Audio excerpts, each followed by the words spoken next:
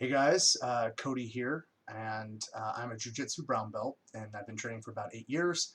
I'm also a dry cleaning and laundry professional. I've been in the business for well over a decade, and I've run and sold many successful laundromats and dry cleaning facilities. And of course, all my teammates know this, so I often get asked about cleaning and maintaining the Ghee. How do I get blood stains out? How can I make the smell go away? Things like that. So this video will cover those answers. I feel like I've written them out enough that I should just make a video and pass that around.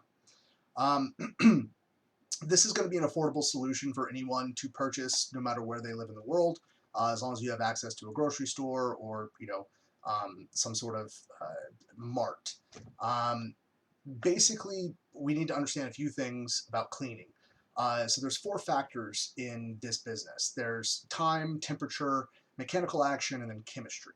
Um, we can only influence a few of these factors because the Ghee um, has specific cleaning care label instructions.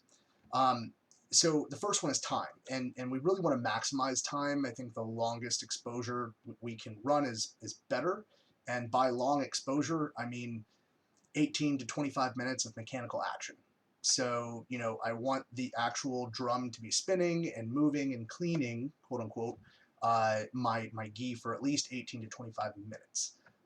Not everyone's machine is customizable. Not everybody's machine can control time. So just keep that in mind. Temperature, we don't have a choice in.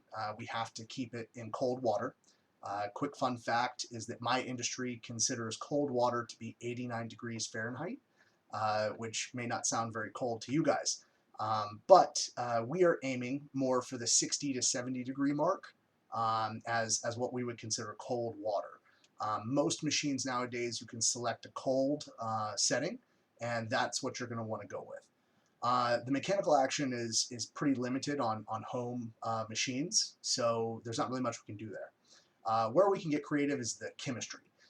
So, the following is going to be a list of chemicals that you can pick up at pretty much any store that I know of, and they're relatively cheap.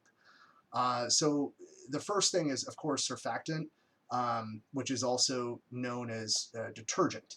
The big difference between soap and detergent is lye. Soap that goes on your body has lye in it, which if it is not made with lye, then it would be considered a detergent. So that's where that comes from. And surfactant is important because of the next item. So pick up any kind of detergent you want, whatever you like that smells good. It'll work fine. They're pretty much all the same.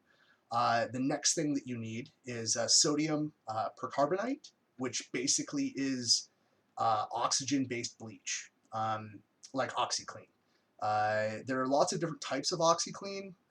Some will contain a surfactant, and if they do have a surfactant inside of that Oxyclean, then when you use your detergent, you should use half of the recommended use. So if it says for a cup of detergent, you should use half a cup of detergent and then a scoop of Oxyclean because it has some of that surfactant in there. Oxygen-based bleaches are the only way to go.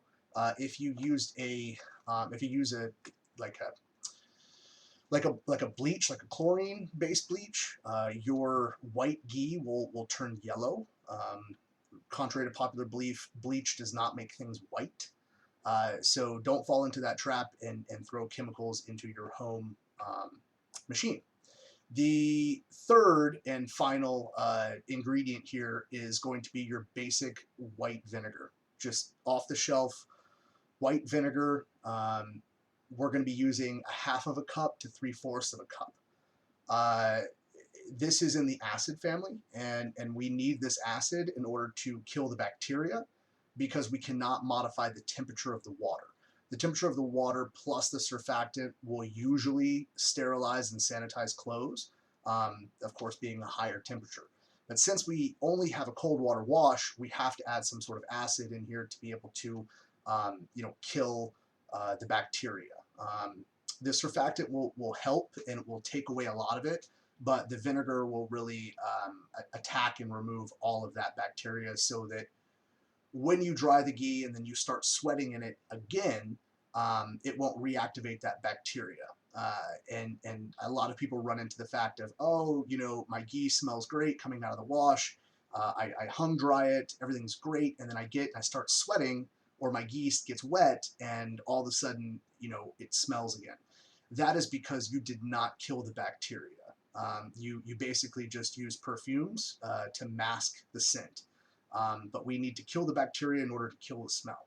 So one quick rundown. Number one is a soap. Is a detergent. Any detergent will do.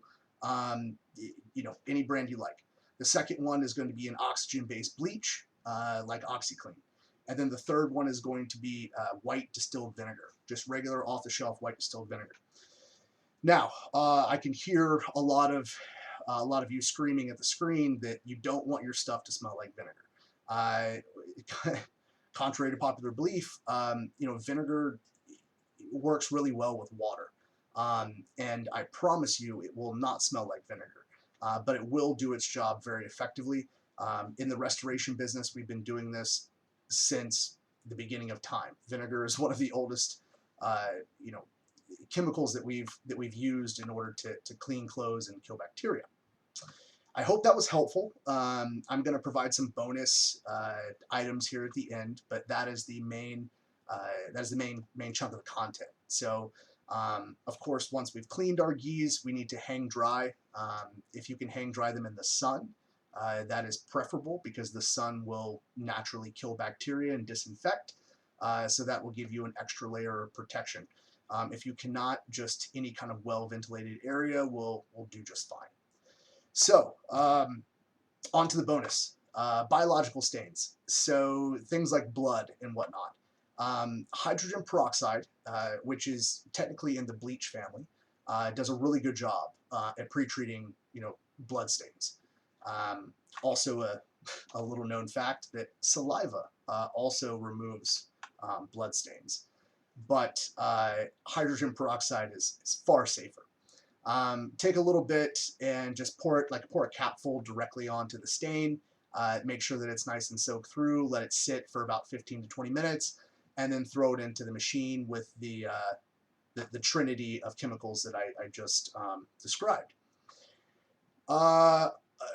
As far as like your ghee being brown, like your white ghee having those brown kind of stains on them, again, we're going to go back to our hydrogen peroxide.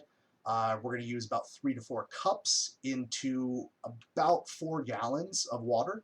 And we're going to let that sit for about 30 minutes. And that's going to help get rid of a lot of those brown stains. A lot of the reason for those stains, too, is going to be not washing your ghee directly after practice. The bacteria and the iron and a lot of the other factors that are in your sweat that I won't go into are going to provide that discoloration. And in order to get ahead of that, you're going to need to, you know, pre-treat it with the hydrogen peroxide, and then, you know, give it a good clean. The last bit of information I want to share with you is antibacterial sprays and scent beads are just going to be masking the smell. They will not really work long term. You know, you can use them if you have a favorite scent, or you like a certain smell, but do not be fooled. They are not actually cleaning anything. They are just simply using perfumes to mask the scent and the odor, and it will come back. So last little bit that I want to add here is I want to plug a local company that I really appreciate and enjoy. It's called Activewear. They have something that is a really good effective product. It's basically sodium bicarbonate with some enzymes that are built in. And that sodium bicarbonate is also known as baking soda, is also very effective at removing that bacteria and those stains, as well as getting rid of that smell. It's pretty easy and cheap to pick up on Amazon. You can get like 48 ounces bag, which is a pretty big bag. for about $20, $22. I prefer that, and I also like supporting, you know, local business. That is about 90 loads, give or take. Yeah, I hope this video was helpful. Sorry for the production value, but I feel like the content is there. Thank you guys so much. Leave a comment down below, and maybe I'll do a follow-up video and answer some of your questions. All right, have a good one.